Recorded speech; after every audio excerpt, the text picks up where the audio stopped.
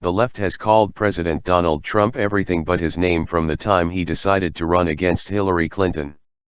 As the Trump presidency progresses, more and more has been uncovered about just how crooked and despicable the Obama administration was. In the era of Harvey Weinstein, #MeToo, and rampant accusations of sexual misconduct, those pious leftists quick to label President Donald Trump a sexist, pervert, or worse are now going to have to eat a little crow. A new report from the Department of Justice's Inspector General details just how tainted former President Barack Obama's presidency was with allegations of sexual misconduct. The Washington Post reports on what they term as a department was marred with systemic issues regarding sexual harassment complaints in the past 5 years. Yet conveniently neglected to mention any leadership to be held accountable for allowing such a culture to flourish. Apparently, holding the likes of Obama and former Attorneys General Eric Holder and Loretta Lynch accountable for their actions, any of their actions, is simply too much to ask. The Washington Post reports. Justice supervisors have mishandled complaints, the IG said, and some perpetrators were given little discipline or even later rewarded with bonuses or performance awards. At the same time, the number of allegations of sexual misconduct has been increasing over the past 5 years, and the complaints have involved senior Justice Department officials across the country. The cases examined by the IG's office include a U.S. attorney who had a sexual relationship with a subordinate and sent harassing texts and emails when it ended, a civil division lawyer who groped the breasts and buttocks of 2 female trial attorneys, and a chief deputy U.S. Marshal who had sex with approximately 9 women on multiple occasions in his U.S. Marshal Service office, according to investigative reports obtained by the Washington Post under a Freedom of Information Act request.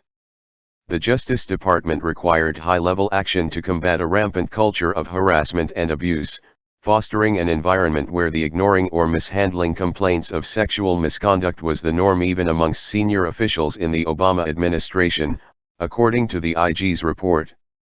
Despite the issue increasing in severity during Obama's second term, Washington Post reporter Sari Horwitz declined to mention senior administration officials, even though the most troubling allegations, according to the IG, happened under their watch.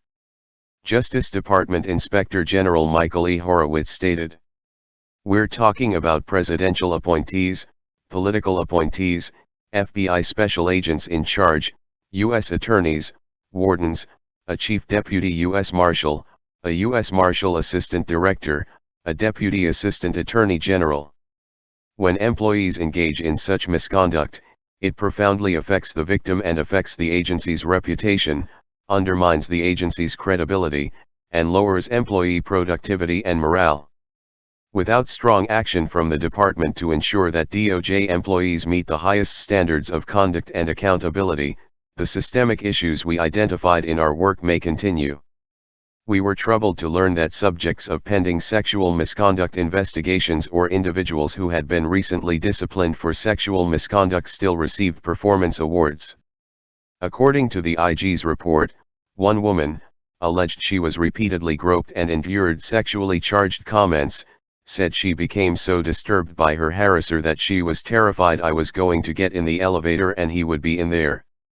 On top of what any thinking person would term as gross negligence in the handling of complaints, the Justice Department allowed potential criminal assault violations, not just to occur but fostered an environment where they thrived, according to the IG report. Yet despite these most serious allegations, the IG's office found no evidence in the case file that a referral was made to the Inspector General or any other law enforcement entity. In one such incident, Theodore Atkinson, who worked in the DOJ as an attorney in the Office of Immigration Litigation under Holder, according to his LinkedIn, admitted to stalking a female co-worker. In so doing, he hacked into her personal email account and chose to construct a fictitious online profile to entice her, the IG wrote. For his felonious and reprehensible behavior, Atkinson merely received a written reprimand and reduction in title. There was no suspension from his job, no pay cut, and he was certainly never fired for his criminal acts. Instead, he was recently given a special commendation award from the Civil Division. In 2015, Lynch did make a token effort to quell this apparent rampant culture of sexual misconduct by announcing that $2.7 million in grants would be allocated to strengthen the justice system's response to sexual assault, read a DOJ statement released at the time. It seems the left has done much to foster this sort of behavior and to enable those who would prey on others the ability to continue. All in an effort to maintain the image of the Obama administration as something it clearly never has been and never was. One waits with bated breath to see if the feminists will bleat on endlessly about this culture of corruption or if mainstream media will continue to ignore this flagrant hypocrisy by the left. I think we both already know the answer to that.